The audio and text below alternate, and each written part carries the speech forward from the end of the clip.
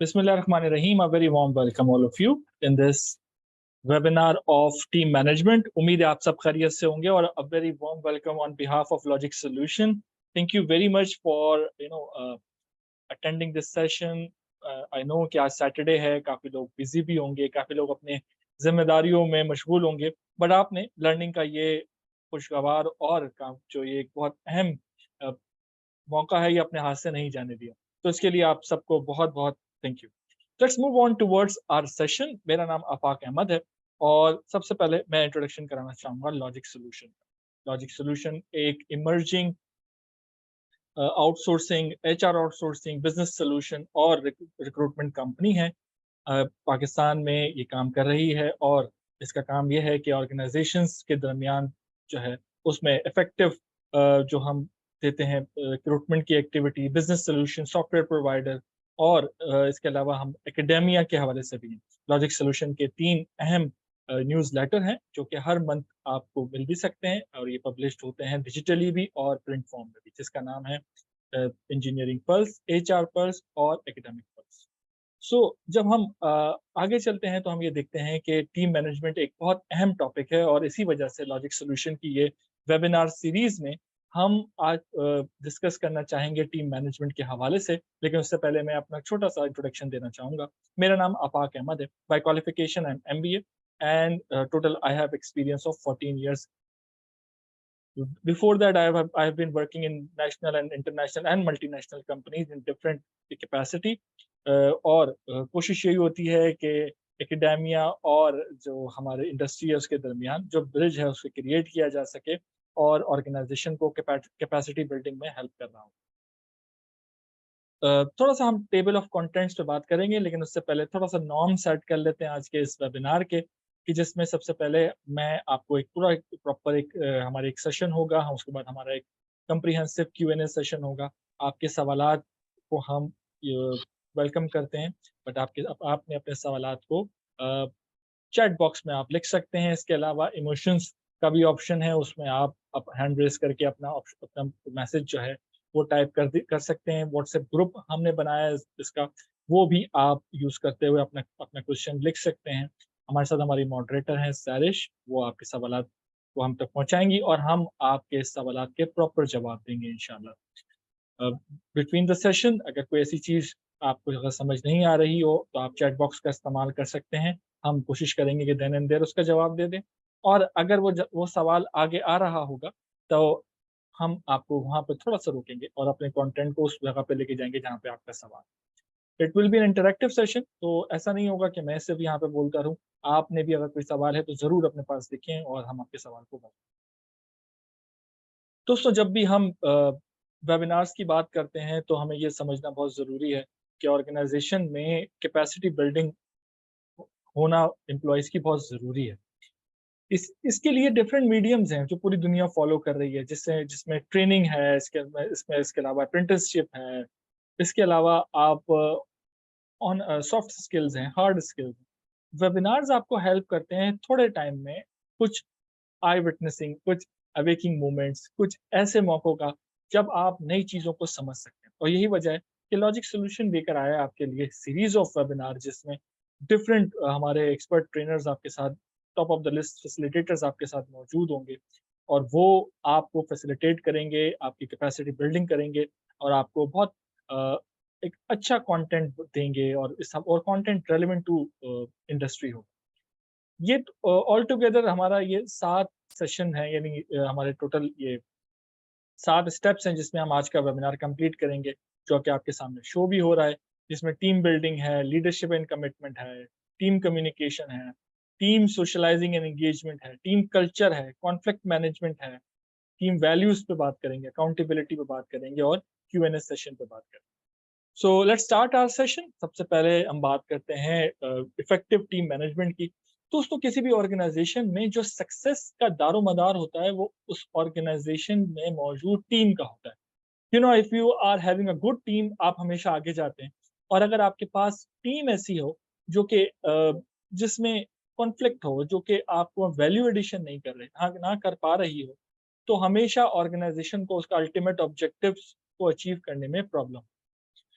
Effective team management के लिए कुछ रहनुमा उसूल हैं, कुछ फंडामेंटल्स हैं जो कि हम डिस्कस करेंगे। और हमारी ये प्रेज़ेंटेशन कहीं पे भी ऐसी नहीं है कि हम एक ख़ास एजेंडा पॉइंट को लेके चलेंगे। हम एक जेनेरिक बात करेंगे, हम कोशिश करेंगे इंटरनेशनली क्या इश्यूज़ हैं, कौन-सी ऐसी चीज़ें हैं जो इंटरनेशनली ऑर्गनाइज़ेशंस अडॉप्ट कर रही होती हैं टीम मैनेजमेंट के हवाले से। सो टीम मैनेजमेंट में आप क्यों करते हैं? क्योंकि ऑर्गनाइज़ेशन के 2 ही ऑब्जेक्टिव होते हैं दोस्तों, to minimize the value, minimize the business and to maximize the business and minimize the expenses. ये हमें हमेशा से पढ़ाया जा रहा होता है। लेकिन किसी भी ऑब्जेक्टिव को अचीव करने में जब ऑर्गेनाइजेशन अपने ऑब्जेक्टिव्स में अपने लोगों के ऑब्जेक्टिव्स ऐड नहीं करते, तो ऑर्गेनाइजेशन को प्रॉब्लम हो। ठीक है? इसमें आज हम आपको कुछ आई ओपनर चीज़ों का भी इज़हार करेंगे बिकॉज़ जितने भी हमारे साथ पार्टिसिपेंट हैं माशाल्लाह अब तक 31 पार्टिसिपेंट हमारे साथ जुड़ चुके हैं। और जितने भी हमारे साथ पार्टिसिपेंट हैं, ये आने वाले दिनों में मैं हमेशा अपने पार्टिसिपेंट्स को पार्टिसिपेंट्स नहीं कहता, आने वाले फ्यूचर लीडर्स कहता हूँ।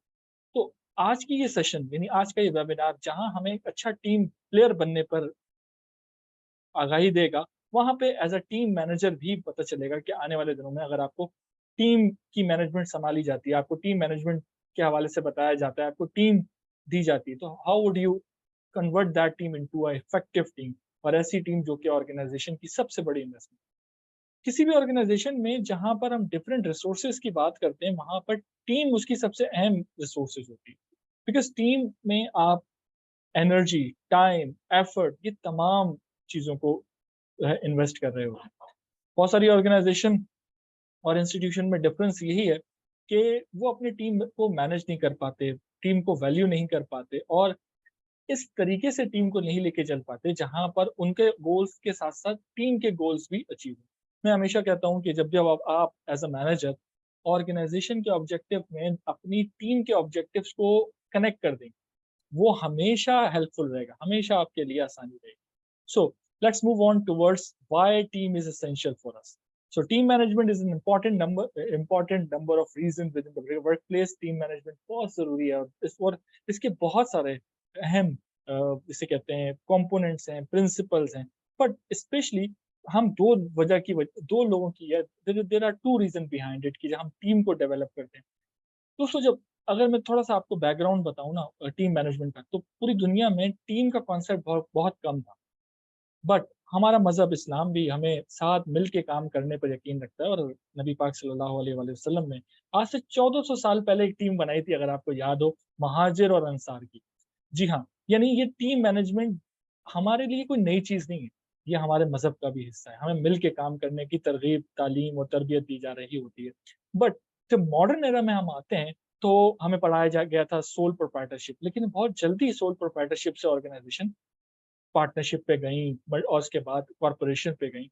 ऑर्गेनाइज़ेशन आज यानी आज जब हम आज मौजूद हैं यहाँ पर अ, आज के दिन हमें इस बात को समझने की ज़रूरत है कि ऑर्गेनाइज़ेशन अपनी टीम को मैनेज करते हुए किन चीज़ों का ख़्याल रखते हैं और किन लोगों को वो अपनी टीम कहते हैं। क्या सिर्फ़ टीम अफ़राद का नाम है या उनमें मौजूद मल्टीटास्किंग एबिलिटीज़ का नाम है, लिंगुअल स्किल्स का नाम है, प्रॉब्लम सॉल्विंग स्किल्स का नाम है। तो यही वजह है कि टीम मैनेजमेंट किसी भी ऑर्गेनाइज़ेशन के लिए बहुत एसेंशियल है।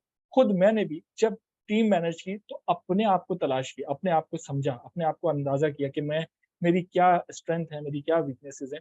तो एज़ अ टीम मैनेजर आपको इस चीज़ को साबित करने में मदद होगी। बट एक टर्म जो हमेशा आपको याद रहेगी और ये चीज़ मैं आपको एक एज़ अ गिफ्ट देता हूँ कि व्हाट इज़ टीम? हम टीम का वर्ड बहुत सुनते हैं, काफ़ी ब्रांड्स का नाम भी है अब तो team. But team is a combination of four acronyms. Together, everyone achieve more. Yani, it's a total achievement of a group of people. It's a group of people who has different kind of skills, but they work on the same capability. They work on the specific goal and objective. और वही देना team leader का काम है।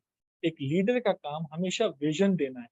Achieve करवाना जो है ना, वो टीम का काम। लेकिन उसके लिए टीम आपकी ऐसी हो, जिसके लिए एटीट्यूड हो कि टुगेदर एवरीवन टू अचीव मोर।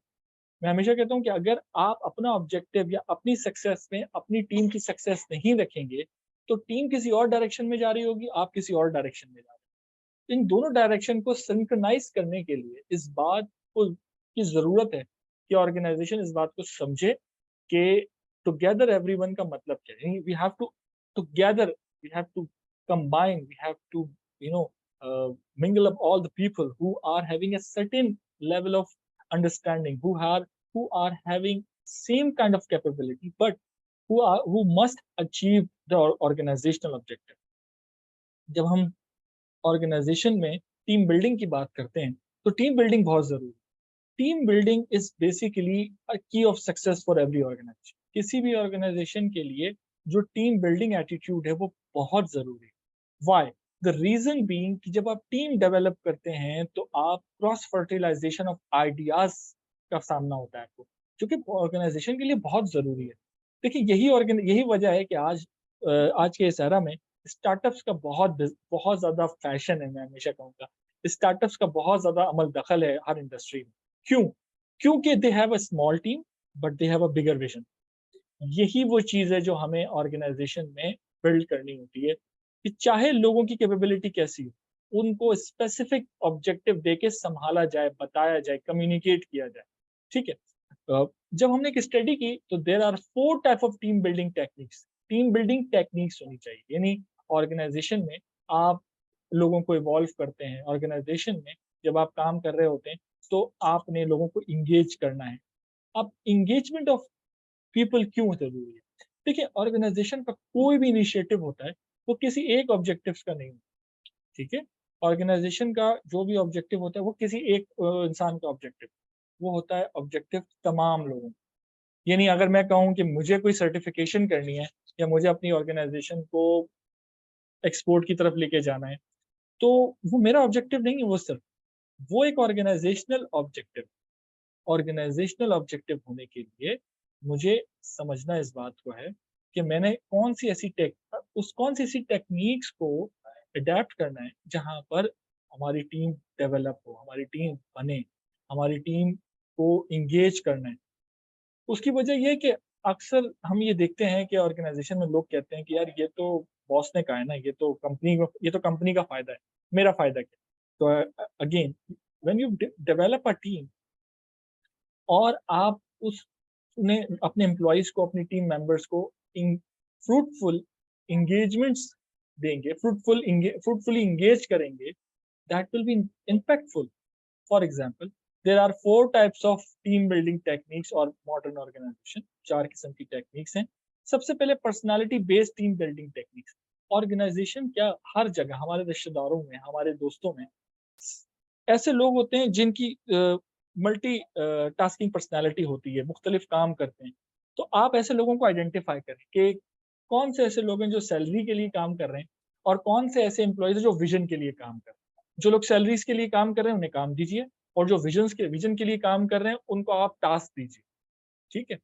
ताकि ऑर्गेनाइज़ेशन में सिंक्रोनाइज़ेशन आ सके, ऐसे लोगों को आपने आइडेंटिफ़ाई करना है, जो कि जिनकी पर्सनैलिटीज़ मैच करती हैं। जिनकी पसंद-नापसंद मैच करती, ताकि वो आपस में मिलकर काम करने पर जो है वो आमादा हों और मिलकर काम हो। और एक की सक्सेस ऑर्गेनाइज़ेशन की सक्सेस होती है।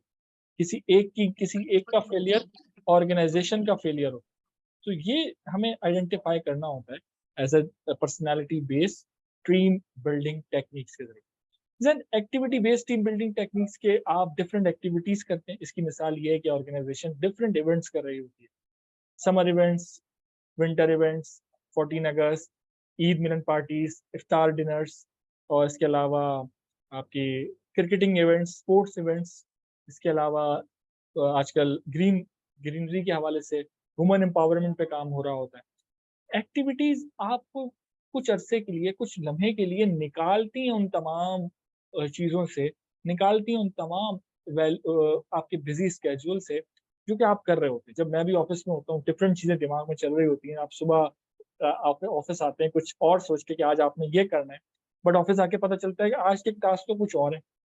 तो ये चीज़ आपने आइडेंटिफ़ाई करनी होती है। जब आप एक्टिविटी बेस्ड लर्निंग की बात करते हैं ना, तो लोगों को आप अपने उस अ, जिसे कहते हैं मुतवासिर और मोनोटोनस तरीके से काम करने से निकालते हैं और आपको फिर आप उनको एंगेज करते हैं। जैसे कि बहुत सारी ऑर्गेनाइज़ेशन हमसे भी कॉन्टैक्ट करती हैं कि हम उनके साथ फैमिली पिकनिक्स करती हैं। इसके अलावा हम ऑर्गेनाइज़ेशंस को सपोर्ट करते हैं कि अगर उनका कोई इवेंट हो रहा होता है, वो हमें भी कोलैबोरेट करती हैं। और हम उनमें कोई सॉफ्ट स्किल की ट्रेनिंग का सेशंस कराते हैं, कोई कोई टीम बिल्डिंग एक्टिविटी कराते हैं, कुछ सिखवाते हैं, कुछ लोगों को एंगेज करते हैं ताकि वो एक्टिविटी के ज़रिए समझें कि टीम बिल्डिंग कितनी ज़रूरी है, कॉन्फ्लिक्ट मैनेजमेंट कितनी ज़रूरी है, स्ट्रेस मैनेजमेंट कितना ज़रूरी है। ये चीज़ समझने के लिए हम हमेशा से ये प्रिस्क्राइब करते हैं या ये सजेस्ट करते हैं कि एक्टिविटी बेस्ड टीम बिल्डिंग बहुत ज़्यादा ज़रूरी है। Because everyone in our life are fighting with so many uh, जिसे कहते हैं फेलियर्स। हम अपनी जिंदगी में मुख्तलिफ जंगों से लड़ रहे हैं और उसी के साथ हम जॉब भी कर रहे हैं। तो जब हम ऑर्गेनाइजेशन को भी ये सजेस्ट करते हैं कि आप एक्टिविटी बेस करें, कोई पिकनिक अरेंज करें, कोई आउटिंग अरेंज करें, ताकि लोग मोनोटोनस वर्क स्टेशन से निकल कर एक ऐसी जगह जाएं जहां पर वो उनका माइंड सुनने के लिए तरोताज़ा हो। जैसे कि हम हमेशा कहते हैं कि गिलास को पहले आपको खाली करना है, उसके बाद ही गिलास भरेंगे। अगर आप गिलास को ओवरफ्लो करते रहेंगे तो सारा पानी जो है वो ज़ाया हो जाएगा। और ये पानी तो हमारे लिए होता है, लेकिन ऑर्गेनाइजेशन के लिए फंड्स होते हैं, ऑर्गेनाइजेशन के लिए रिसोर्सेज होते हैं, ऑर्गेनाइजेशन के लिए एनर्जी होती है, एफर्ट्स होती है, जो कि इसकी बहुत ज़्यादा वैल्यू है। सो activity based team learning is a part of team building activity. फिर आता है skill based team building. Skill based team building बहुत ज़रूरी है। वो इसलिए कि समटाइम्स आप देख रहे हैं कि जैसे-जैसे दुनिया आगे बढ़ रही है, वैसे टेक्नोलॉजी भी आगे बढ़ रही है, वैसे चैलेंजेस भी उसी हिसाब से हो रहे हैं। मॉडर्न डे अ, लाइफ और मॉडर्न डे चैलेंजेस, हर दिन टेक्नोलॉजी आगे बढ़ जाती है। अगर आप आज अपनी टीम के हवाले से अच्छे फैसले नहीं लेते, टीम कहीं और मूव हो जाती है। किसी को भी आप बाउंड करके नहीं रख सकते, किसी को भी आप जिसे कहते हैं इम्प्रिज़न करके नहीं रख सकते। तो इसी इसके लिए आपको लोगों की स्किल डेवलपमेंट करनी होगी, लोगों की कैपेसिटी बिल्डिंग करनी होगी, लोगों को एम्पावर करना होगा। मैं हमेशा जिस तरह मैं अक्सर अपनी सेशंस में भी ये बात कहता हूँ कि ऑर्गेनाइज़ेशन 1 करोड़ की मशीन ले लेती है, लेकिन फ़कत 10,000 रुपए उसकी ट्रेनिंग पे खर्च नहीं करती। क्या हमें ये सोचना चाहिए कि अगर हम अपने घर में कोई अप्लायंसेस लें या अगर कोई नई गाड़ी लें, क्या हम किसी ऐसे इंसान को वो गाड़ी दे सकते हैं, या चाहे वो हमारे घर या हमारे दिल के कितने भी करीब हो, जिसके पास ड्राइविंग लाइसेंस नहीं है या जिसको ड्राइविंग नहीं आती हो, हम बिल्कुल नहीं देंगे। इसी तरीके से हम ऑर्गेनाइजेशंस को भी ये मोटिवेट करते हैं कि वो अपने लोगों को, मशीन ऑपरेटर है तो मशीन ऑपरेटर की ट्रेनिंग कराएँ उसे। अगर वो वेयरहाउस मैनेजर है, वेयरहाउस की। इसी तरीके से आप सब जो कि इस सेशन में हमारे साथ मौजूद हैं, आप सबने भी आइडेंटिफाई करना है कौन-सा आपका एरिया ऑफ कंसर्न है।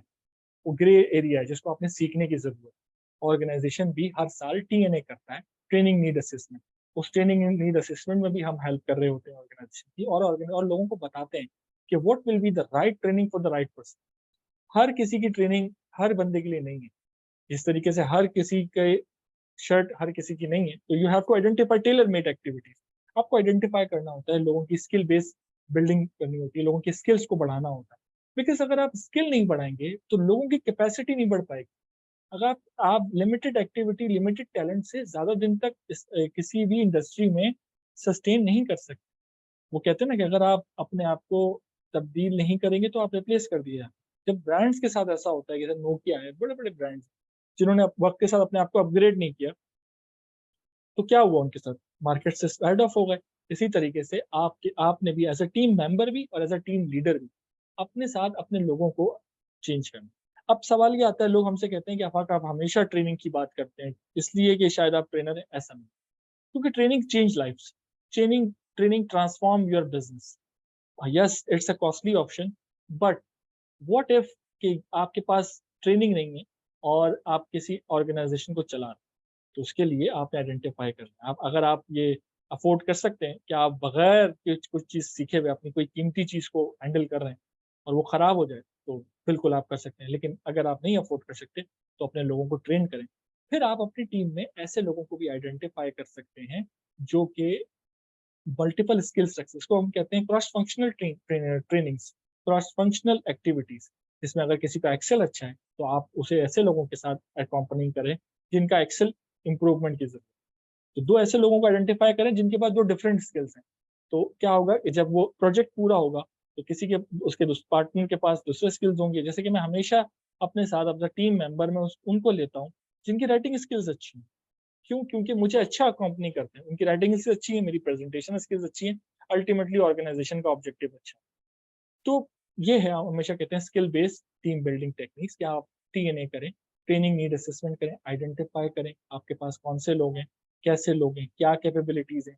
इसके लिए आपने ऑर्गेनाइजेशन में सॉर्ट एनालिसिस करना होगा, आपने लोगों को के साथ बैठना होगा, उनके उनके टीम लीडर्स के साथ बैठना होगा, उनके सुपरवाइजर्स के साथ बैठना होगा, और अगर आप सुपरवाइजर हैं तो आपने बैठना होगा अपने टीम मेंबर्स के साथ, उनको बताना होगा, उनसे पूछना होगा उसी तरीके से जिस तरीके से आप जब बीमार होते हैं तो डॉक्टर के पास जाते हैं, डॉक्टर को अपनी पूरी हालात और वाकयात बताते हैं बगैर कुछ बात इधर उधर किए हुए। इसी तरीके से आपने ये ट्रस्ट डेवलप करना होगा अपने टीम मेंबर्स का, कि अगर उन्हें कुछ नहीं आता वो आपको बताएं, ताकि आप उनको सिखाएं, आप ऐसी ट्रेनिंग्स में उनको करें। Then problem solving based team building techniques. देखिए ऑर्गेनाइजेशन में इस चीज को बहुत अप्रिशिएट किया जाता है कि अगर आप में प्रॉब्लम सॉल्विंग स्किल्स का हरगिज मतलब ये नहीं है कि आप जैक ऑफ ऑल बने। प्रॉब्लम सॉल्विंग स्किल्स का मतलब ये है कि आप हर प्रॉब्लम की असेसमेंट करें, कि आइदर वो प्रॉब्लम है या अपॉर्चुनिटी है। हर चीज प्रॉब्लम नहीं होती। एक चाइनीज कहावत भी है कि हर प्रॉब्लम अपने अंदर एक अपॉर्चुनिटी लिए बैठी है, और ऐसे ही होता है। कोविड की मिसाल आपके सामने है। जब कोविड आया था, अल्लाह वो साल कभी ना लाए हमारी जिंदगियों में, बट जब कोविड आया था तो क्या हुआ था, सारे बिजनेसेस बंद हो गए थे कुछ दिन के लिए, बट बहुत जल्दी बिजनेसेस ने ये रियलाइज किया कि कोई दो ऐसे सेक्टर थे जो कि जिन्होंने अपने आप को रिवाइव किया। क्यों? क्योंकि उनके पास स्ट्रॉन्ग बिजनेस कंटिन्यूटी प्लान था, जिसमें एक था फार्मा और दूसरा था आईटी सेक्टर। दोनों ने अपने आप को बूस्ट किया, और पूरे पाकिस्तान के पूरी दुनिया ने जितना इस दौरानिए में अपने आप को अपग्रेड किया, शायद कहीं नहीं। ये जो वेबिनार का तोहफा आज लॉजिक्स सोल्यूशन आपके लिए लेके आ रहा है, बल्कि गुलदस्ता है, क्योंकि मल्टीपल वेबिनार है। ये भी वेबिनार्स पहले भी होते थे, लेकिन हमें अगर कोविड के जमाने में आता तो एक बहुत अच्छा एक एक्सपीरियंस था कि रोजाना ही कोई ना कोई बड़ा इंफॉर्मेटिव वेबिनार हमारे सामने से गुजरता था, और हम लोगों से मिलते थे, इंटरेक्ट करते थे, और बात करते थे और सीखते थे। Then problem solving skills, team building skills, इसमें आप लोगों के साथ बैठते हैं, उनकी प्रॉब्लम को ऑर्गेनाइजेशन के पॉइंट ऑफ व्यू से सॉल्व करते हैं। देखिए मेरे पास भी बहुत सारे लोग आते हैं प्रॉब्लम लेकर जब मैं अपने ऑर्गेनाइजेशन में होता हूँ, लेकिन मैं उनकी प्रॉब्लम सॉल्व करने में ऑर्गेनाइजेशनल ऑब्जेक्टिव को कॉम्प्रोमाइज नहीं करता।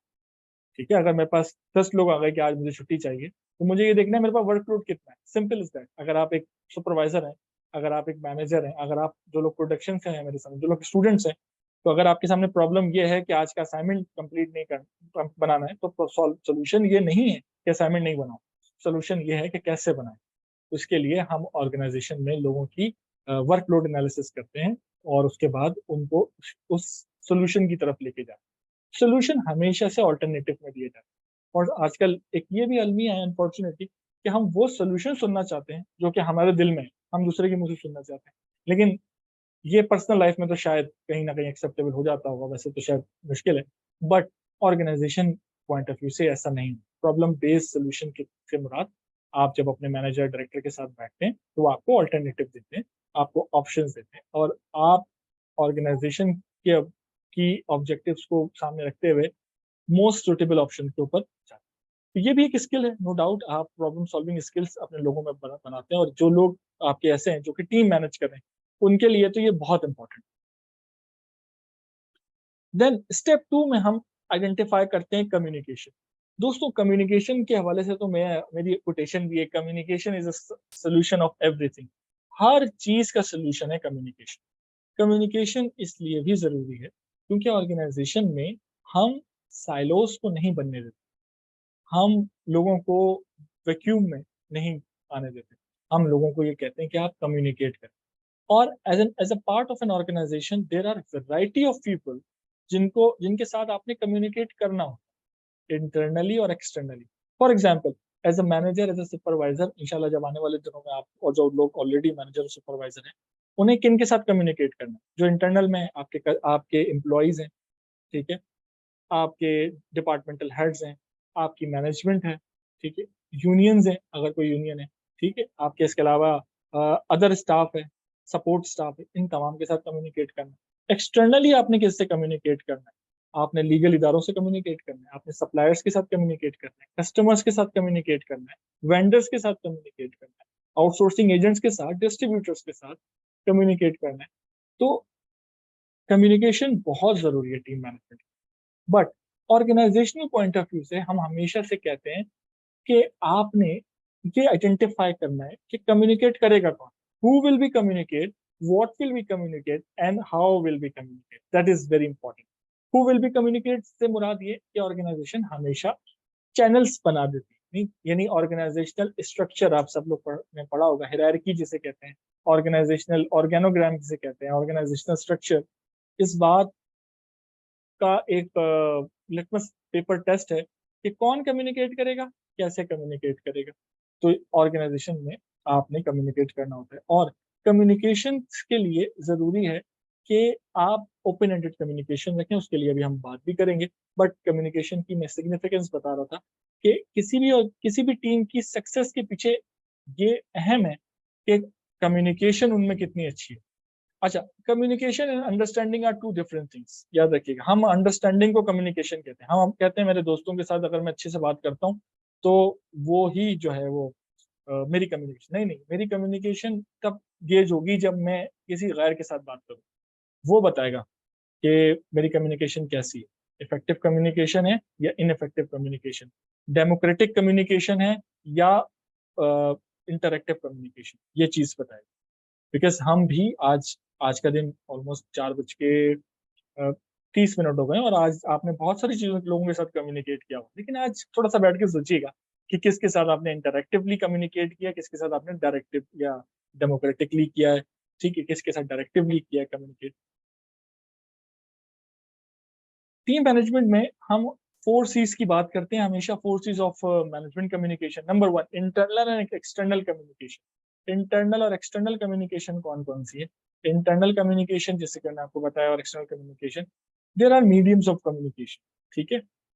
यहाँ पर एक चीज मैं बहुत ज्यादा एम्फेसाइज करना चाहूंगा कि हम कम्युनिकेशन जब भी करते हैं अपनी टीम के साथ, तो हमेशा कोशिश होती है कि अपना मैसेज कन्वे हो जाए, एज अ मैनेजर मेरा मैसेज कन्वे हो जाए मेरी टीम से।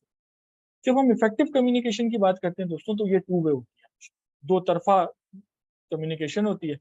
आपके जो टीम मेंबर्स हैं वो आपकी बात सुनते हैं, समझते हैं और उसको अमल करते हैं। जब तक आप समझेंगे नहीं तो फिर किस तरह होगी बात? इसके लिए आप उनसे फीडबैक लेते हैं, आप उनको ये बताते हैं कि बताइए मैंने आपको क्या बताया। टास्क अगर आप कहते हैं कि अगर आप अपने 60% टास्क को लिखना शुरू कर दें, यानी 100% टास्क को लिखना शुरू कर दें, तो उसमें से 60% टास्क अचीव हो जाते हैं। That is a written communication.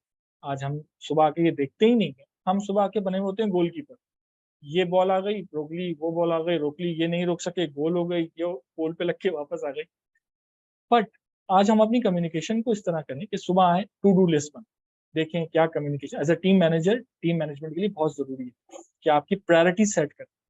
अगर आप प्रायोरिटी सेट नहीं करेंगे ना, तो फिर क्या होगा कि टास्क बढ़ते चले जाएंगे और वो स्ट्रेस की तरफ लेके चले जाएगा।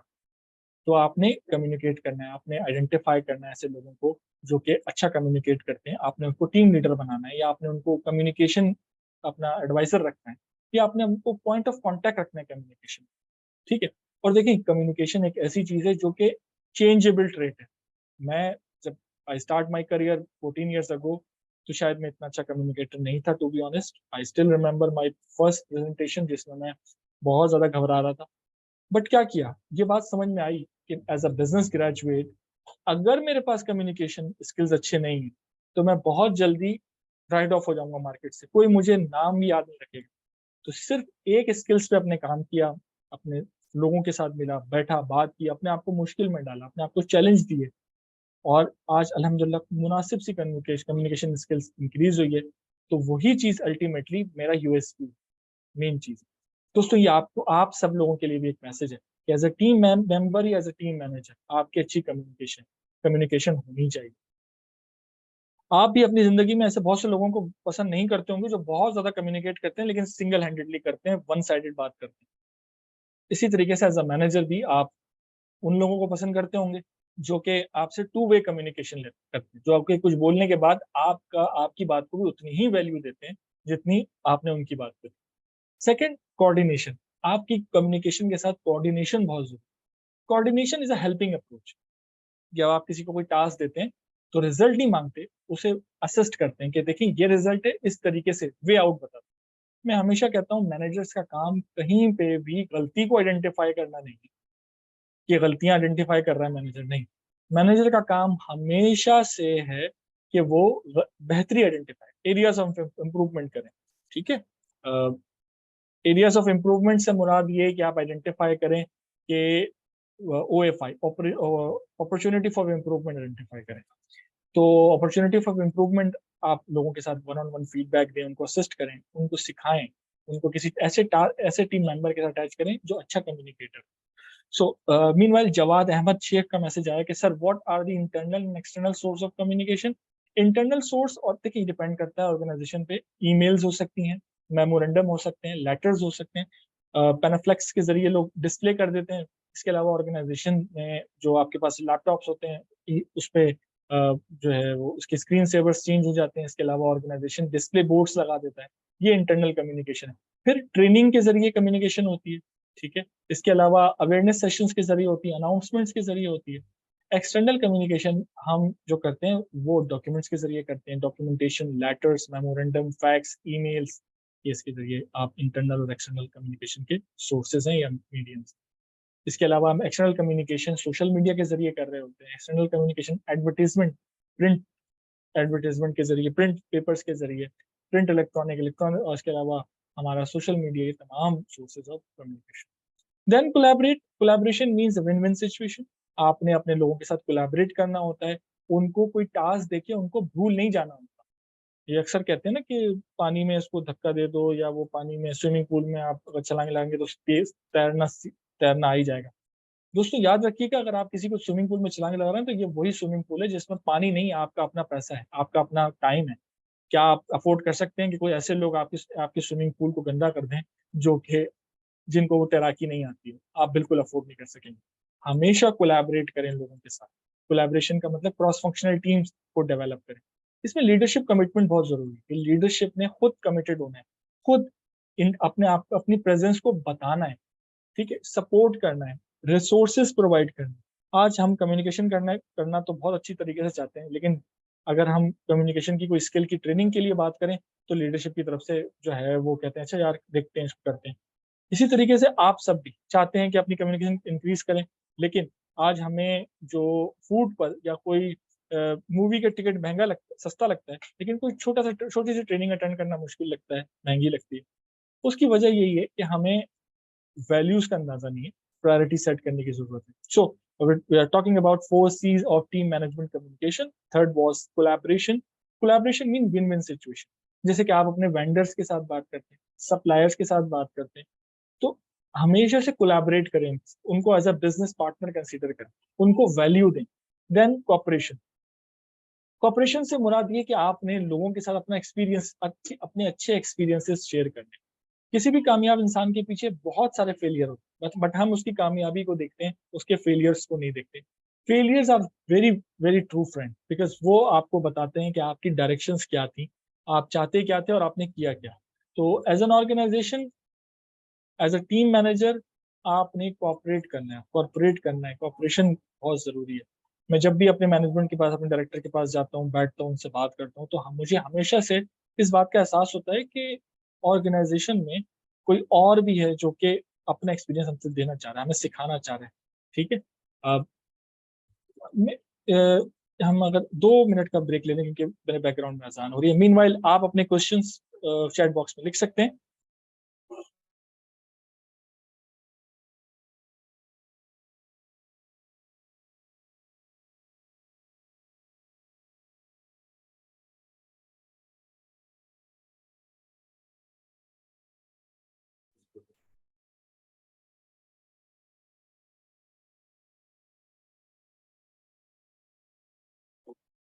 तो आप ब्रेक पे हैं 2 मिनट, तो अगर आप चाहें तो अपना क्वेश्चन लिख सकते हैं।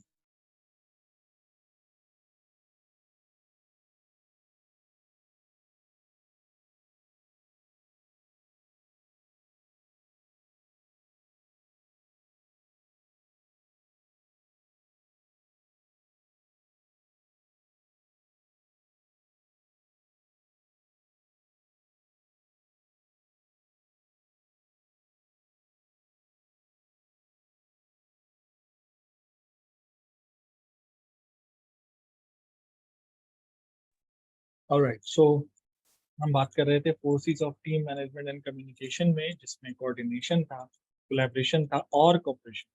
अगर कोई सवाल है अब तक का तो आप जरूर चैट बॉक्स में लिख सकते हैं, जैसे कि हमारे एक साथी ने लिखा भी था। जी, Jawad, thank you for your question, Jawad and Sheikh. Now, step 3 is team socializing and engagement. दोस्तों, ऑर्गेनाइजेशन में एंगेजमेंट ऑफ पीपल बहुत ज़रूरी है कि लोगों को आपने एंगेज करना है, लोगों को आपने पॉजिटिव चीज़ों में इन्वॉल्व करना है, लोगों को इस बात का एहसास दिलाना है कि उनकी प्रेजेंस कितनी ज़रूरी है आपके लिए, आपकी ऑर्गेनाइजेशन के लिए। इसलिए कि हम जब भी ऑर्गेनाइजेशन में ये आइडेंटिफाई करते हैं कि टीम टूट रही है, टीम से जो सीनियर लोग हैं वो जा रहे हैं, जो जूनियर लोग हैं वो कुछ सीख नहीं पा रहे हैं। तो इसकी एक अहम रूट कॉज़, जब हम रूट कॉज़ की बात करते हैं तो एंगेजमेंट की बात करते हैं। एंगेजमेंट बहुत ज़रूरी है। टीम को डिफरेंट तरीके से आप एंगेज कर सकते हैं, उनको रिस्पेक्ट दें, उनको रिकग्निशन दें, उनकी कॉम्पिटेंस इंक्रीज करें। यहाँ वर्ड कॉम्पिटेंस भी आया, तो let me explain this. Competence competence is ability to perform in specific task, यानी किसी भी चीज, किसी भी काम या कोई जिम्मेदारी को पूरा करने के लिए जो आपको खास एक अहलियत होती है आपकी। जैसे अगर डॉक्टर हैं, आप उनको जब भी चेक कराते हैं तो आपके दिल में तसल्ली होती है। Why? Because they have a competence. There are three parameter to evaluate the competence of the people. Number one, education. Number two, experience. Number three, their technical area qualification या ट्रेनिंग। सो लोगों को engage करें लोगों को बताएं कि इस task से आप क्या सीखेंगे। इस टास्क को पूरा करने का जहाँ ऑर्गेनाइजेशन का कोई ऑब्जेक्टिव अचीव हो जाएगा, वहाँ आप नई चीज, नई स्किल क्या मिल जाएगी। कोलैबोरेट करें, कंपनीज गोल को कम्युनिकेट करें। कहते हैं कि अगर आप ये भी हमारी एक मॉडर्न टेक्निक है कि अगर आप अपने गोल्स को कम्युनिकेट ही नहीं करेंगे, एक गोल उस वक्त तक गोल ही रहेगा जब तक वो आपके माइंड में, आपके दिल में। तो आपने एक गोल को कम्युनिकेट करना है, और उसके किस तरह करना है, इजीएस्ट वे के जरिए। लोग अगर पिकनिक्स पे जाके सुनना पसंद करते हैं, आपके गोल को वहां पे लेके जाएं। लोग अगर किसी लंच पे, किसी गैदरिंग में करना चाहते हैं, लोग अगर आपको व्हाट्सएप मैसेज पे सुनना चाहते हैं, जरूर सुनो। तो find the effective, find the easiest, find the way which easily communicate to the relevant people. That's it. हम लेकिन अनफॉर्चुनेटली क्या करते हैं कि हम हमारी जितनी भी टीम मीटिंग्स होती हैं, हम उसको कोशिश करते हैं इंग्लिश में करने की। कोई बुराई नहीं है दोस्तों इंग्लिश में करने की, बट ये देखें कि आपके साथ लोग, अगर आपके साथ ऐसे लोग हैं जो कि उस लैंग्वेज को 100% नहीं एब्जॉर्ब कर सकते, 100% नहीं समझ सकते, तो आसानी के साथ कोशिश करें कि वो लैंग्वेज यूज करें जिसमें वो इंगेज हो सके। तो ये बेसिकली टीम सोशलाइजिंग इसलिए भी ज़रूरी है क्योंकि आजकल सोशल मीडिया का वक्त है। आपको पता है हर बंदा चाहता है कि वो सोशली लोगों के साथ अटैच हो, सोशली उसका एक उसकी पर्सनैलिटी डेवलप हो, सोशली उसकी उसका एक किरदार बने। उसके लिए आप लोगों को एम्प्लॉय ऑफ द मंथ की एक्टिविटी कर सकते हैं, आप लोगों की सक्सेस स्टोरीज कम्युनिकेट कर सकते हैं, लोगों की प्रॉब्लम सॉल्विंग, लोगों की जो स्किल्स हैं, टॉप मोस्ट स्किल्स हैं, आप उसको कम्युनिकेट कर सकते हैं, उसको लोगों को बता सकते हैं, ताकि लोग मोटिवेट हो। और ये इंटेंजिबल, ये हम इंटेंजिबल जो हमारे बेनिफिट्स हैं उसमें भी ऐड करते हैं कि लोगों को अगर आप एम्प्लॉय ऑफ द मंथ बनाते हैं, तो लोगों को जब भी आप रिकग्नाइज करेंगे, रिकग्निशन देंगे, रिस्पेक्ट देंगे, they will pay back you, they will give you. अगर आप अपनी कंपनी में जो है वो लोगों एक ऐसा ऐसा कल्चर डेवलप करेंगे जहां पर आप लोगों को ये ना बताएं कि क्या करना है, ये पूछे उनसे कि कैसे करना है, तो एक अच्छा कल्चर डेवलप। हमारा फोर्थ स्टेप भी कल्चर डेवलपमेंट है। तो सब टीम, जब भी हम किसी ऑर्गेनाइजेशन का हिस्सा बनते हैं ना, तो हम मुख्तलिफ कल्चर्स को लेकर आते हैं उस ऑर्गेनाइजेशन, मुख्तलिफ नॉर्म्स को लेकर आते हैं, मुख्तलिफ पसंद नापसंद को लेकर आते हैं अपने वर्क प्लेस पे। बट ये काम होता है लर्निंग एंड ओडी का, जो लर्निंग एंड ओडी के लोग भी हमारे साथ मौजूद हैं, वो सुन रहे हैं इस बात को।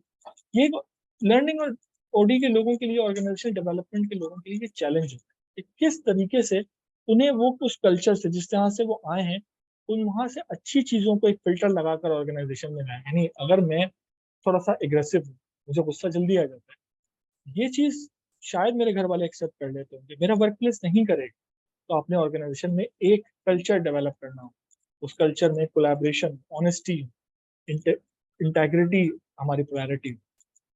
और जिस जगह, जिस कल्चर, जिस नॉर्म पे सबसे ज्यादा हम आजकल बात की जा रही है, और जब भी हमें एचआर के लोगों के साथ बैठता हूँ तो वो लोग इस बात को एग्री भी करते हैं, वो इस बात को सुनते भी हैं, समझते भी हैं कि कैन नॉट डू अप्रोच नहीं करनी, कैन डू एटीट्यूड लेकर आना, can not do any approach नहीं स्टार्ट करना। और इस तरह काम करना है कि ऑर्गेनाइजेशन में हम जब भी हम काम करें, जब भी हम ऑर्गेनाइजेशन में कोई टास्क हमें मिले, तो हम टास्क सुनने के बाद ये ना कहें कि ये मेरा काम नहीं, ये मैं नहीं कर सकता। इसके लिए विन विन सिचुएशन अगेन, इसके लिए टीम लीडर्स को भी बैठना होगा साथ, और टीम मैनेजर्स को भी बैठना होगा कि जब भी हम कोई टास्क कम्युनिकेट करें तो क्या टास्क सही कम्युनिकेट कर रहे हैं, सही लोगों से करवा रहे हैं, या सही तरीका है ये कम्युनिकेट करने का। और इसके अलावा आप, हमारे यहाँ टास्क तो दे दिए जाते हैं लेकिन उसमें चीज़ों को नहीं एक्सप्लेन किया, टास्क को एक्सप्लेन सही करना बहुत जरूरी। बिकॉज होता क्या है, बिकॉज ये छोटी सी चीज़ है, task can not do attitude और कैन डू एटीट्यूड। हमें ऑर्गेनाइजेशन में लोगों को कैन नॉट डू एटीट्यूड से कन्वर्ट करना है कैन डू एटीट्यूड की तरफ लेकर आना। So the can do attitude give you an idea कि किस तरीके से ऑर्गेनाइजेशन काम कर रही होती है, किस तरीके से ऑर्गेनाइजेशन इस बात पे कम्युनिकेट कर रही होती है, इस बात पे एग्री कर रही होती है कि लोगों में से इस चीज को निकालना है। काफी कंपनीज हमसे कांटेक्ट करती हैं, और जब हम उनसे पूछते हैं कि भाई क्या पढ़ाना है, तो उनको बस, उनको वो हमेशा से हमें यही कहते हैं कि आफाक आपने इनको सिर्फ कोशिश करनी है कि ये ये एटीट्यूड निकल जाए, can not do attitude.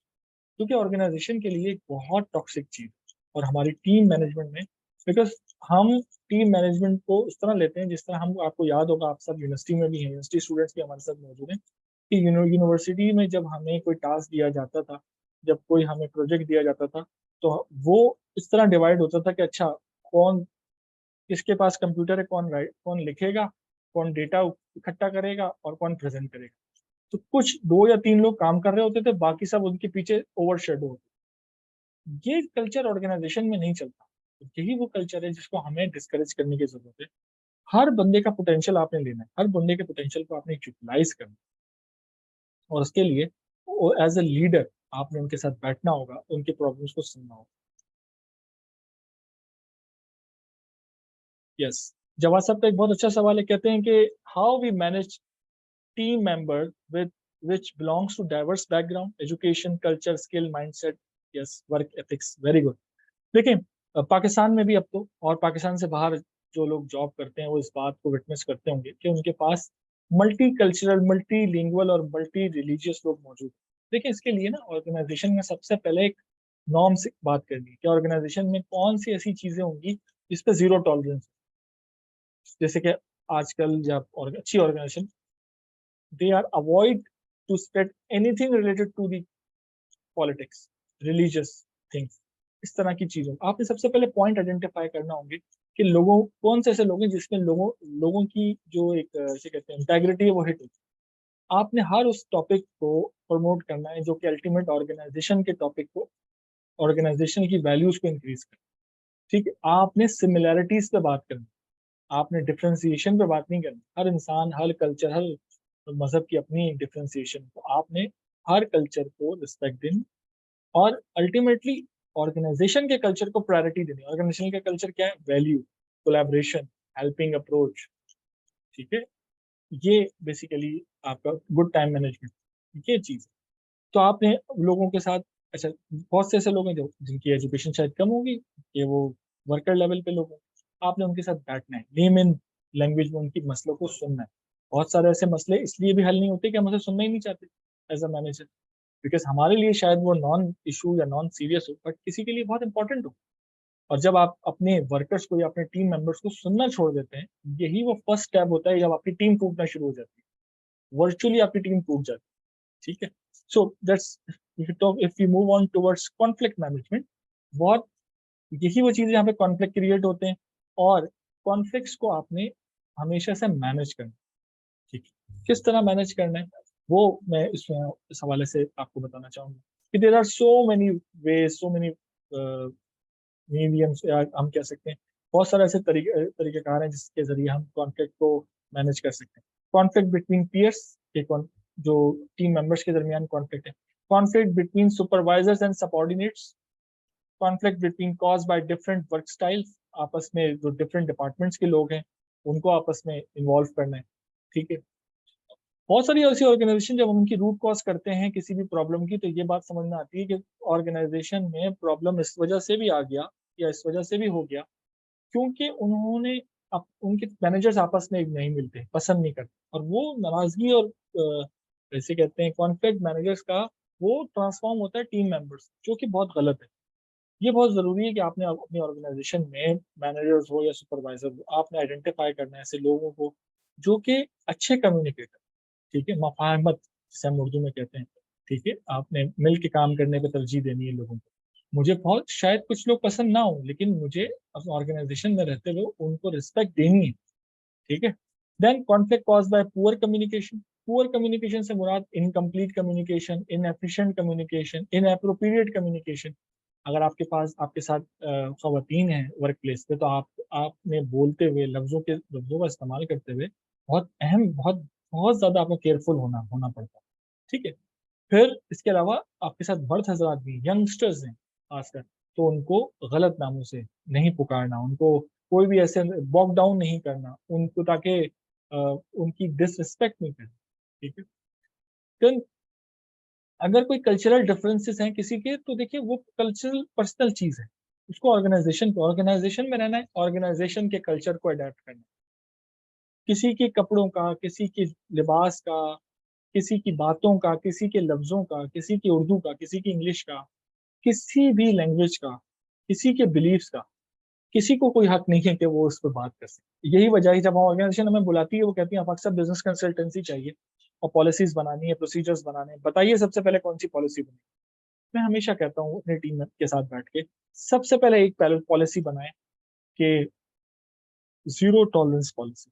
Zero tolerance policy team management के लिए एक रेड रेड कार्ड होती है कि वो कौन सी ऐसी चीजें होंगी जिस पर हम कॉम्प्रोमाइज नहीं करेंगे, वो कौन सी ऐसी चीजें होंगी जिस पर हम बिल्कुल भी जीरो टॉलरेंस होगी, चाहे कोई भी वर्कर हो, चाहे कोई भी बंदा हो, उस पर कोई भी ऐसी कोई होगी। फॉर एग्जाम्पल हेरासमेंट की पॉलिसी, ठीक है, फॉर एग्जाम्पल थ्रिफ्ट की पॉलिसी है, फॉर एग्जाम्पल मनी लॉन्ड्रिंग की पॉलिसी, फॉर एग्जाम्पल फेवरेटिज्म की पॉलिसी है। आपने आइडेंटिफाई करना है कौन सी ऐसी चीजें जिस पर आपने कॉम्प्रोमाइज नहीं करना, बिकॉज जब तक आप पॉलिसी नहीं तय करेंगे, लोग गलती करेंगे और कहेंगे हमें तो पता नहीं था। आपने पॉलिसी बनानी है और कम्युनिकेट करना है इन तमाम लोगों को, इन तमाम ऑर्गेनाइजेशन में रहने वाले लोगों को, जो कि ये देखते हैं, ये बात समझते हैं कि हम ऑर्गेनाइजेशन में रहते हुए इस चीज को समझे कि why why conflicts are arise, conflict होते क्यों।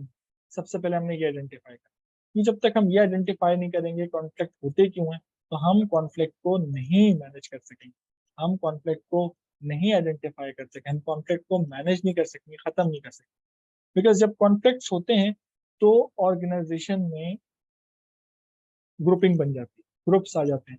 जब कॉन्फ्लिक्ट्स होते हैं तो ऑर्गेनाइजेशन में एक ऐसी इश्यूज आ जाते हैं जहां पर हम नहीं चाहते कि फेवरेटिज्म आ जाए, और favouritism lead towards team breaking, team को ब्रेक करने का सबसे एक अहम वजह होती है।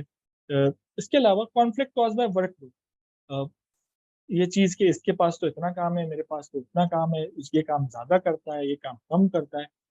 लोगों का वर्कलोड करें, लोगों को मैनेज करें, बताएं कितना जरूरी है, कौन किसके पास कितना वर्कलोड, ठीक है, और उस वर्कलोड के हिसाब से ही उनकी केपीआईस आइडेंटिफाई करें। लोग आपके पास कि नहीं नहीं पूछें आकर कि आज आपका टास्क क्या है, क्या आज उनका टास्क क्या है, क्या वो काम कर, आज वो काम करें। और आप अगर एज अ मैनेजर ये बताने बताने बैठ गए कि इसका क्या काम है, तो फिर आप डायरेक्टर होंगे किसी मूवी के, जब तो मूवी चलती रहती है वो डायरेक्ट करते रहते हैं। आपने ऑर्गेनाइजेशन में इस बात को फैसला करना होता है किस तरीके से आपने लोगों को ये बात बावर करानी है, ये बात को कम्युनिकेट करना है कि ऑर्गेनाइजेशन किस तरीके से इफेक्टिवली कम्युनिकेट करती है। वर्कलोड सबसे बड़ा कॉन्फ्लिक्ट होता है, कुछ लोग रात को भी उनको टाइम पे छुट्टी नहीं मिल रही, कुछ लोग जल्दी जा रहे हैं। तो ये चीजें आइडेंटिफाई, ये इशू है, देखिए मैं तो आपको एग्जाम्पल्स दे रहा हूँ, ये इशूज हैं जो कि आप आइडेंटिफाई करते हैं। How to manage team conflicts, team conflict करने का तरीका क्या है, ओपन कम्युनिकेशन करें। अगर किसी दो लोगों के हवाले से आपके बात आती है सामने, दोनों को बिठाएं। माइक्रो मैनेजमेंट से परहेज करें कि एक के साथ बैठ के आप कुछ और बात कर रहे हैं, दूसरे के साथ बैठ के आप कुछ और बात कर रहे हैं। दोनों को साथ बिठाएं, प्रॉब्लम दोनों की सुने, और दोनों की बात सुनने के बाद जिस चीज को ऊपर रखें वो ऑर्गेनाइजेशनल ऑब्जेक्टिव, ठीक है, वरना यही बात होगी कि आपने तो इसका साथ दे दिया, आपने तो उसका साथ दे दिया, ये चीज। एक्टिवली कम्युनिकेट करें, परसीव ना करें चीजें। Perception is always a killer, perception is assumption, और assumption is always a crime. Do not assume anything, जो चीज है जितनी है उसके हिसाब से रहें, फेयरली प्रेजेंट करें अपनी बात, ठीक है। और कॉन्फिडेंशियलिटी का सामना रखें। कॉन्फ्लिक्ट इस वजह से भी होते हैं कि कॉन्फिडेंशियलिटी का सामना नहीं, कॉन्फिडेंशियलिटी नहीं रख पाते। अगर आपसे आपका टीम मैनेजर, आपका टीम मेंबर कोई चीज डिस्कस कर रहा है, शेयर कर रहा है अपने किसी इशू को, अपने किसी ऐसी चीज को जो कि आप चाहते हैं कि वो खत्म हो, आप उसको मैनिपुलेट करते हैं। अच्छा तुम्हें तो ये नहीं आता, सही है चलो मैं काम किसी और को दे दूं। आप उसकी इंसल्ट कर रहे हैं। अगर मैं किसी ने कहा कि मेरा एक्सेल ठीक नहीं है, तो आप उस बात को मिसयूज ना करें, वो एक कॉन्फिडेंशियल चीज है। किसी की कोई बात पे अगर आप पर्दा रखते हैं तो अल्लाह आपकी बातों पर पर्दा रखता है। अल्लाह हम सब की जो चीजें हैं उस पर पर्दा रखे। बात इतनी सी बताने की जरूरत है कि कॉन्फ्लिक्ट्स का एक बहुत बड़ा रीजन ब्रीच ऑफ कॉन्फिडेंशियलिटी। जब आपके टीम मेंबर्स आप पर ट्रस्ट नहीं करते, तो हमेशा से वो नए मैनेजर्स को तलाश करते हैं। जैसे कि मैं हमेशा करता हूँ कि लोग कंपनीज नहीं चेंज करते, लोग अपनी मैनेजमेंट चेंज करते हैं, लोग अपने मैनेजर चेंज करते हैं। लोग नहीं चाहते कि ऐसे ऐसे मैनेजर के साथ काम करें जहां पर वो उसके लिए मजीद प्रॉब्लम का सामना हो। सो ऐसे मैनेजर बनना है हमें जिससे कि हमसे लोग मिलना चाहें। ऐसे मैनेजर नहीं बनना कि हम जब लंच करने जाएं तो बाकी टीम बोले हाँ सर हमने लंच कर लिया, खत्म, हमारा काम तो हो गया। Let's move on towards next activity के इसमें हम फिर जो हमारा वो है वैल्यूज एंड एथिक्स, जैसे कि हम बात भी कर रहे थे कि ऑर्गेनाइजेशन में आपने एथिकल वैल्यूज को क्रिएट करना, एथिक्स, रिस्पेक्ट, ऑनेस्टी, इंटेग्रिटी, आपने ये बताना है ये क्यों जरूरी है, किस तरह अहम है ये, ठीक है। इसके लिए जरूरी है कि ऑर्गेनाइजेशन इस बात को समझे कि वर्क एथिक्स का सामना क्यों, प्रॉब्लम क्यों आती है, वर्क एथिक्स क्या है, और उसको क्लियरली कम्युनिकेट करें।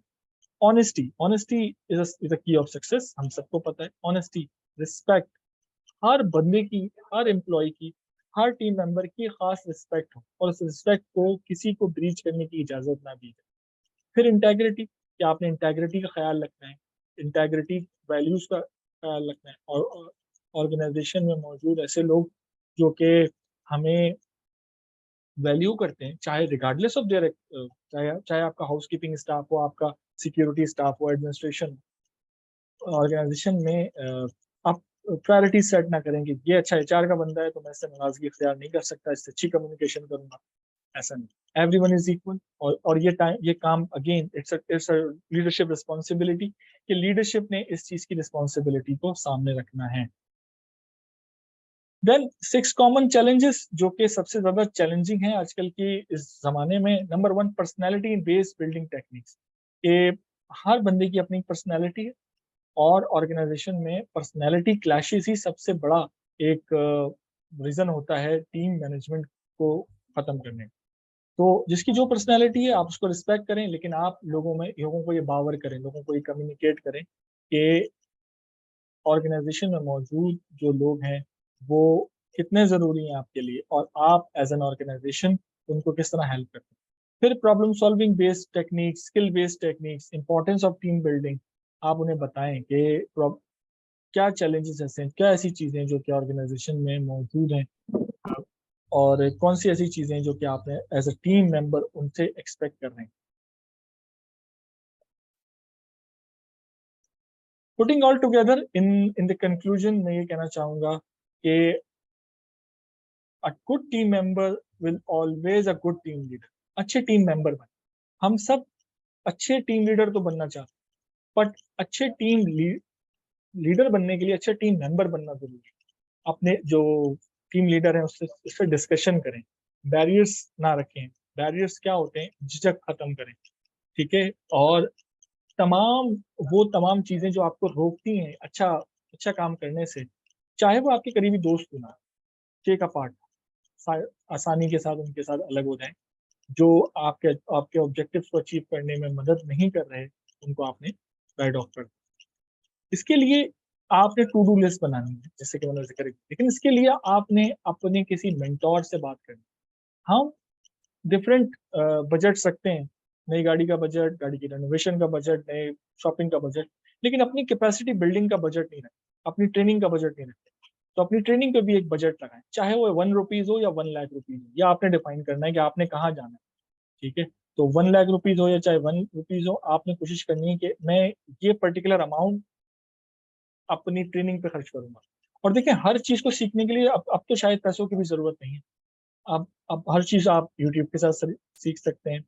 आप अपने अच्छे मेंटर, ऐसे वर्कशॉप्स होती हैं बहुत सारी, वो कहते हैं ना कि अगर आप प्यासे हैं, you have to find out the glass of water. तो इसी के साथ ही ये कंक्लूजन था कि team is incomplete without people, and people are incomplete without the bonding between people and their managers. So as a team हमें ये कोशिश करनी है कि टीम मैनेजमेंट का सबसे बड़ा जो उसूल या सबसे अहम चीज ये है कि एज अ पर्सन हमें कोशिश करनी है कि अच्छा टीम मेंबर बनना है, ताकि टीम मैनेजमेंट की तमाम चीज़ों को, बिकॉज अगर आप पूरी दुनिया में कहीं भी जॉब करेंगे, अगर आप अच्छे टीम मेंबर नहीं है, तो even you can not run your own business. आप अपना बिजनेस भी नहीं चला सकते। उसके लिए you need to take a feedback from your team member, your team leader, and try to compensate or try to uh, obey that instruction, try to fill out all the things, तभी आप आई चीजों को इंशाल्लाह ले सकते। सो हम जा रहे हैं अपने अपने इस सेशन के एंडिंग नोट्स की तरफ, और अब मैं आप लोगों से कहूंगा कि as a team member, as an अच्छे टीम मेंबर, आपका कोई सवाल है तो आप जरूर पूछें। We are open to question. कोई सवाल, कोई ऐसी कंफ्यूजन जो आप चाहते हो कि आप इस सेशन के हवाले से आपको समझ में नहीं आ सकी।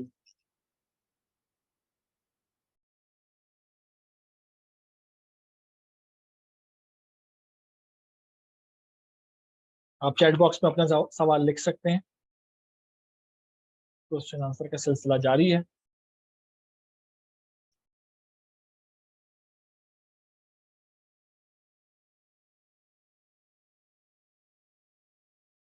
अच्छा जी, हाफिज उबैदुर रहमान कासमी साहब, thank you very much for your question. Sir, there is a point about team building in which you are telling about the search task person, so how can we recognize them? uh, आप कह रहे हैं कि team building वाली जो हमारी एक slide थी उसमें, बिल्कुल। देखिए, उसमें रिकग्नाइज से मुराद ये कि लोगों को उनके टास्क, उनके अच्छे कामों पर अप्रिशिएट करें, ठीक है, देन उनको नए टास्क दें। हम एज अ मैनेजर उनकी गलतियां तो आइडेंटिफाई करते हैं, हम अपनी हमेशा कमी तो जरूर बताते हैं, लेकिन हम उसे ये नहीं बताते कि उसे इम्प्रूव कैसे करना।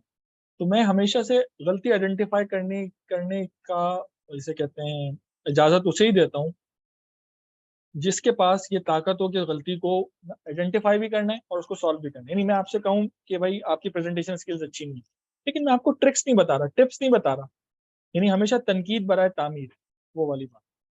और रिकग्निशन से मुराद आप लोगों को नए स्किल्स दें। सबसे ज्यादा इंपॉर्टेंट चीज ये है कि आपने लोगों को रिकग्नाइज करना है, उनको नए स्किल्स देना। अगर कोई प्रेजेंटेशन स्किल्स में अच्छा है तो उसे एक्सेल सिखाएं, ठीक है। अगर एक्सेल में अच्छा है तो उसे कम्युनिकेशन स्किल्स सिखाएं। कम्युनिकेशन स्किल्स में अच्छा है, आइडेंटिफाई करें कि उसकी जॉब रोल, जो उसकी जेडीज हैं या जो उसकी जॉब स्पेसिफिकेशन है, उसमें कौन सा ऐसा स्किल है जो काम करेगा। हम हमेशा से हार्ड स्किल्स को काम को अहमियत अहम समझते हैं, लेकिन सॉफ्ट स्किल बहुत ज्यादा जरूरी है किसी भी इंडिविजुअल के लिए। अगर आप सॉफ्ट स्किल्स भी नहीं सीखेंगे, हार्ड स्किल्स बेकार है। मेरे हाथ में एक टूल है, लेकिन मैं उसे जोर जोर से दीवार में मार, हालांकि सिर्फ एक निडल है जिससे मुझे एंटर करना। तो सॉफ्ट स्किल आपको सिखाता है how to achieve your objective with use of optimal utilization of your resources, के रिसोर्सेज को किस तरह इस्तेमाल। जनाब, बहुत अच्छा सवाल पूछा था आपने। Any question guys? सवालों का सिलसिला जारी। यही वो वक्त है जो आप सवाल कर सकते हैं। थैंक यू मोस्ट वेलकम हाफिज उबैदुर रहमान कासमी साहब। Yes, any more question guys? और कोई सवाल, कोई confusion?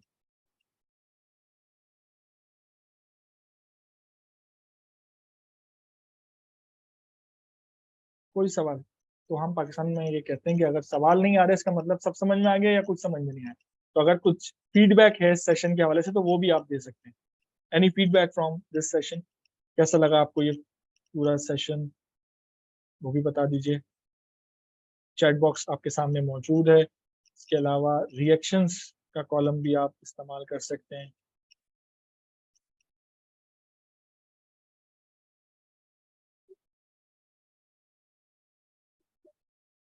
Muskan Tariq, what advice do you have for someone who is new to leadership role, just starting to manage a team? Very good question. Thank you, Muskan.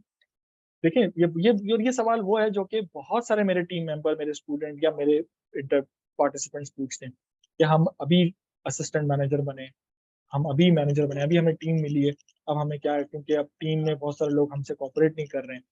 देखें, हमेशा से जब भी आप टीम लीडर बने तो आपके टीम मेंबर्स को ये मालूम होना चाहिए कि आप उनके टीम लीडर हैं, उनके लिए बादशाह नहीं। हमारे यहाँ टीम लीडर्स अपने आप को बादशाह समझने लग जाते हैं कि बस मैं हुक्मरानी करूंगा। तो team leadership is nothing to do with the हुक्मरानी। सीरियसली, आप अपने हर टीम मेंबर को ये एहसास दिलाएं कि मैं आपके साथ हूँ, अब आप अकेले नहीं है, मैं आपके साथ हूँ। तो आपने कोलैबोरेट करना है। उसके अलावा अपनी टीम के साथ बैठे, उसको आइडेंटिफाई करें, उनको सुने। तो अगर जब तक आप सुनेंगे नहीं तो आप टीम को आइडेंटिफाई नहीं करते। जब भी कोई नई टीम मिले आपको, उनके साथ बैठें, लोगों के आइडेंटिफाई करें, लोगों के मूड्स कैसे हैं, लोगों की बिहेवियर्स कैसे हैं, लोगों के कल्चरल, वहाँ उस ऑर्गेनाइजेशन का कल्चरल वैल्यूज क्या उस बंदे को इजाजत दे रहा है कि अपने उसको बिहेवियर को इंटरसेक्ट तो नहीं हो रही, क्लैश तो नहीं हो रहा। तो लोगों के साथ बैठें, अपने नए टीम मेंबर्स को बिठाएं, उनकी सुने। अपनी नहीं बताएं कि आप ये हैं और आपने ये अचीव किया हुआ है, वो तो आपने किया है अचीव, लेकिन let your work speak rather than your tongue. कि आपका काम बोलना चाहिए बस, आपका नाम से ज्यादा। कि काम है तो नाम है। थैंक यू मुस्कान तारिक, आपके इतने अच्छे सवाल का। Next question, any other question guys? कोई और सवाल या कोई फीडबैक इस सेशन के लिए? कैसा आपको लगा? आपको, आप लोगों ने पूरा सुना? रिएक्शंस मैं आपको बता रहा था कि आप रिएक्शंस भी दे सकते हैं। yes, अच्छे अच्छे रिएक्शंस, थम्स अप दे सकते हैं आप, हैंड रेस कर सकते हैं।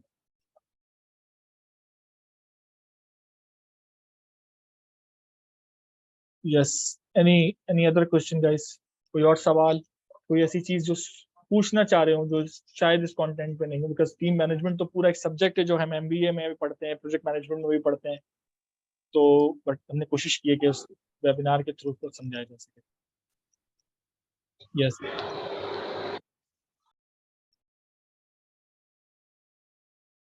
कोई सवाल?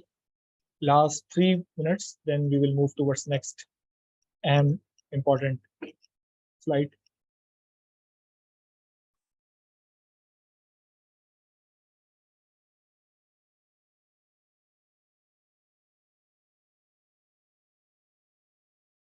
Yes guys, any question?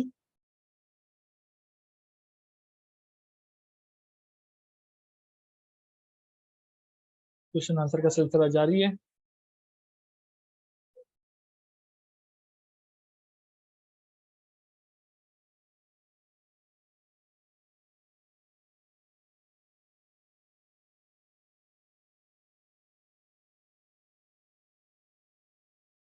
So let's move on towards, आप अभी भी क्वेश्चन पूछ सकते हैं, चैट बॉक्स में लिख दें अपना सवाल। जैसे मैं आपको एक बहुत अहम इंफॉर्मेशन देना चाहूंगा कि अब हमारी जो सीरीज है वो अभी चल रही है, वेबिनार की सीरीज। नेक्स्ट हमारा जो वेबिनार है वो है इंजीनियरिंग लीडरशिप पे। वो तमाम इंजीनियरिंग बैकग्राउंड से इंजीनियरिंग बैकग्राउंड रखने वाले लोग भी हमें इस वेबिनार में सुन सकते हैं। इसके अलावा हमारे जो स्पीकर हैं वो शायद नवाब साहब, वो बहुत एक्सपीरियंस हैं, वो तो इसकी इंफॉर्मेशन भी आपको मिल जाएगी इंशाल्लाह ताला। और ये जो हमारा सीरीज है ये नवंबर तक जारी है इंशाल्लाह। आने वाले दिनों में आप इसका हिस्सा बन सकते हैं। आप अपना क्वेश्चन को जो है वो हमारे व्हाट्सएप ग्रुप पे भी शेयर कर सकते हैं। आप लॉजिक्स की वेबसाइट्स पे जाके हमारे आने वाले इवेंट्स के हवाले से, लॉजिक्स के इवेंट्स के हवाले से जान सकते हैं। आप अगर कोई स्टोरी अपनी शेयर करना चाहें प्रोफेशनली, एचआर रिलेटेड, या कोई ब्लॉग लिखते हैं, तो उसमें भी आप हमसे कांटेक्ट कर सकते हैं। स्केड्यूल आपके सामने मौजूद है और यही स्केड्यूल हमारे तमाम सोशल मीडिया जो हमारे चैनल्स हैं उसके ऊपर भी मौजूद है। प्रोजेक्ट से डायरेक्ट कांटेक्ट करने के लिए कांटेक्ट डिटेल्स आपके सामने मौजूद हैं। आप अपने सवालात, अपने सजेशन, अगर आप चाहते हैं कि कोई वेबिनार आपके लिए, हम आपकी ऑर्गेनाइजेशन के लिए, आपके इंस्टीट्यूशन के लिए हम मैनेज करें, बनाएं, डिजाइन करें, तो हमारे पास एक्सपर्ट्स मौजूद हैं जो कस्टमाइज सोल्यूशन दे रहे होते हैं। आप info@logix.solutions.net पे आप ईमेल कर सकते हैं। आप हमें व्हाट्सएप या कॉल कर सकते हैं 0319 344 1850 पे। और लॉजिक्स की वेबसाइट आपके साथ मौजूद है, जहाँ पर आप जाकर हमारे तमाम हेल्प कर सकते हैं। बहुत बहुत शुक्रिया आप सब लोगों के टाइमिंग का, आपके वक्त का, आपके कीमती वक्त का। अल्हम्दुलिल्लाह बहुत अच्छी इसमें आप सब लोगों की पार्टिसिपेशन रही। हम 40 पार्टिसिपेंट तक गए, बहुत सारे लोग आ रहे थे, अपने मैसेजेस उन्होंने डिफरेंट चैनल से हमें किए। आप सब लोगों का बहुत बहुत शुक्रिया। और होपफुली कि आप इस जो आपने आज लर्निंग की अपॉर्चुनिटी इंक्रीज की है, लर्निंग की है जो एक स्टार्ट किया है, ये आपके लिए फ्रूटफुल है। Thank you very much guys. Thank you. Allah Hafiz.